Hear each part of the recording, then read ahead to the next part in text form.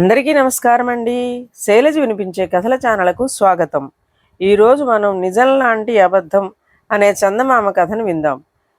ఈ కథ ఆగస్టు 2012 చందమామలో ప్రచురింపబడింది.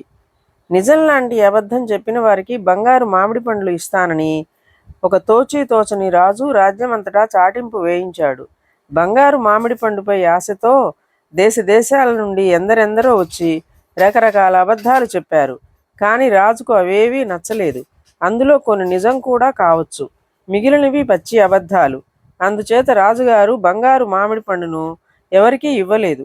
ఒకనాడు ఒక బిచ్చగాడు పెద్ద కుండ పట్టుకుని రాజుగారి వద్దకు వచ్చాడు. ఏం కావాలి నీకు అన్నాడు రాజు. నాకు తమరు ఈ కుండెడు బంగారం బాకీ ఉన్నారు, ఇప్పించండి అన్నాడు భిక్షగాడు.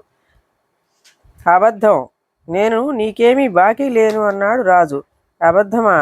అయితే ఆ బంగారు మామిడి పండు నా మొహాన పారేయండి అన్నాడు బిచ్చగాడు. రాజుగారు సంతోషించి వాడికి బంగారు మామిడి పండు ఇచ్చేశాడు.